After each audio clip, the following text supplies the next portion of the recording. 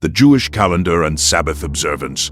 How one determines the calendar and observes the Sabbath reveals deep practical differences rooted in that core theological divide over the oral Torah. Time itself becomes contested when different interpretive methods are applied to the same biblical commands. The calendar determines when holidays occur, when the new month begins, and how the rhythm of Jewish life is structured. The Sabbath, observed weekly, represents the most frequent point of contact between religious theory and daily practice. These are not abstract theological questions, but matters that shape every week and every year. Rabbinic view. Rabbinic Judaism uses a fixed, calculated lunisolar calendar, known as Hillel II's calendar, standardized in the 4th century CE. Before this standardization, the calendar was determined by observation of the new moon and other factors, with witnesses appearing before rabbinic courts to testify. However, the disruption caused by Roman persecution and the dispersal of Jews across the diaspora made this system increasingly impractical. Hillel II, the Nasi, or patriarch of the rabbinic community, established a mathematical system that could be calculated anywhere, without requiring the central authority of the Sanhedrin in Jerusalem. This calendar is mathematically predetermined, with months and holidays set centuries in advance. It intercalates 7 leap months over a 19-year cycle to keep the lunar months aligned with the solar year. This ensures that Passover always falls in the spring, as required by the Torah. The calculation is complex, involving the mean conjunction of the moon and sun, but the result is a calendar that any trained individual can compute. Rabbinic Jews worldwide follow this calendar, ensuring that all observe holidays on the same day, regardless of location. The Sabbath runs from Friday sunset to Saturday nightfall, according to rabbinic calculation. The exact moment of sunset is determined locally, but the definition of nightfall, when 3 stars appear in the sky, is derived from rabbinic interpretation rather than direct biblical command. The Talmud contains elaborate tractates, particularly Shabbat and Eruvin, governing every aspect of Sabbath observance. These tractates develop the biblical prohibition of work into 39 specific categories of forbidden labor, derived from the types of work needed to construct the tabernacle in the wilderness. The 39 categories include activities such as plowing, planting, reaping, threshing, winnowing, selecting, grinding, sifting, kneading, baking, shearing wool, washing wool, beating wool, dyeing wool, spinning, weaving, making 2 loops, weaving 2 threads, separating 2 threads, tying, untying, sewing 2 stitches, tearing in order to sew 2 stitches, trapping, slaughtering, flaying, salting meat, curing hide, scraping hide, cutting hide up, writing 2 letters, erasing in order to write 2 letters, building, demolishing, extinguishing a fire, kindling a fire, hitting with a hammer, and carrying from one domain to another. These categories form the basis for extensive rabbinic extensions and protective measures called gezerot. The rabbis built fences around the Torah by prohibiting activities that might lead to violations of the core 39 categories. For example, while the Torah forbids writing, the rabbis forbid handling writing instruments to prevent accidental writing. While the Torah forbids kindling fire, the rabbis developed elaborate rules about electricity and appliances in the modern era. This system creates a comprehensive framework for Sabbath observance that touches every aspect of daily life. On Shabbat, Karaites famously interpreted Exodus 35:3 literally, "You shall not light a fire in all your dwellings on the Sabbath day."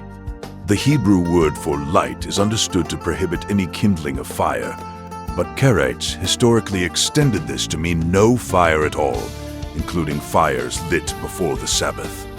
This led to the practice of sitting in darkness on Friday nights, without candles or lamps. The cold food eaten on Friday night became a distinctive Karaite practice, setting them apart from their rabbinic neighbors who enjoyed warm meals by candlelight. Modern Karaites have debated this practice, with some allowing pre-existing lights while maintaining the prohibition on kindling. The Egyptian Karaites, who formed the largest Karaite community in modern times, developed various accommodations to practical necessity while maintaining their distinctive interpretation. Some use battery-powered lights, arguing that these do not involve fire. Others maintain the traditional strict interpretation. This internal diversity reflects the Karaite principle of individual interpretation. There is no central authority to definitively settle such questions. Karaites also interpret the prohibition of leaving one's place on the Sabbath more strictly than rabbinic Jews. Based on Exodus 16:29, "Let no man go out of his place on the seventh day," Karaites historically restricted movement more severely, while rabbinic Judaism developed the concept of Tekum Shabbat, permitting walking up to 2,000 cubits beyond the city limits. Karaites often restricted movement to their immediate dwelling or neighborhood. This made Sabbath observance more isolating, but also more focused on family and study within the home. The Karaite approach to the calendar and Sabbath reflects their broader methodological commitments. They reject the rabbinic categories of work as human inventions not found in the biblical text. They read the commandments about fire and movement according to what they see as the plain meaning. They insist on empirical observation rather than abstract calculation.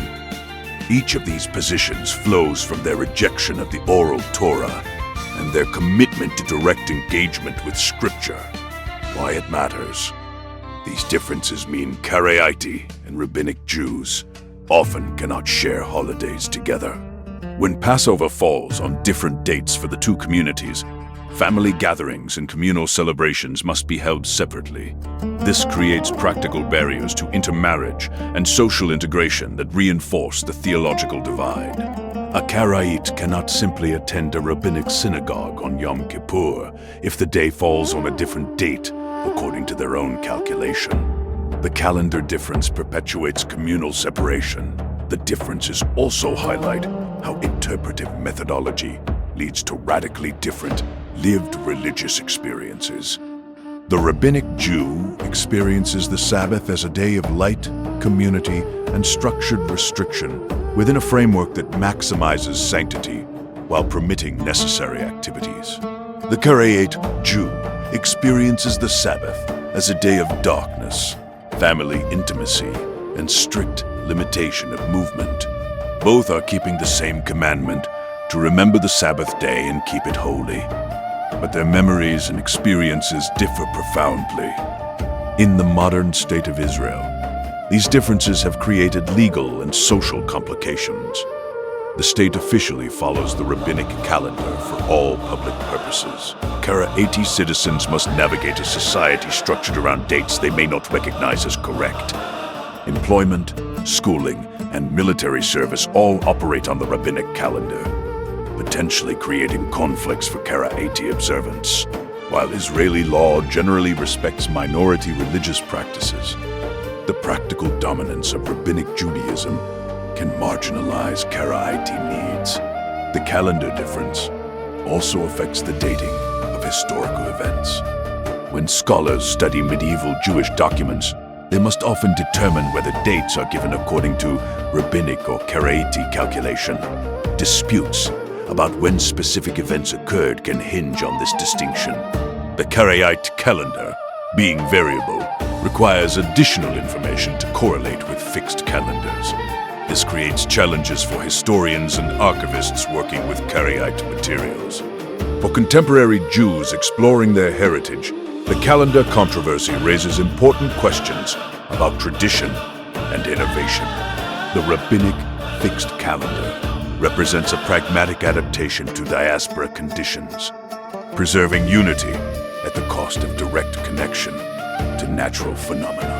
The Karaite observational calendar maintains that connection, but at the cost of variability and potential disunity.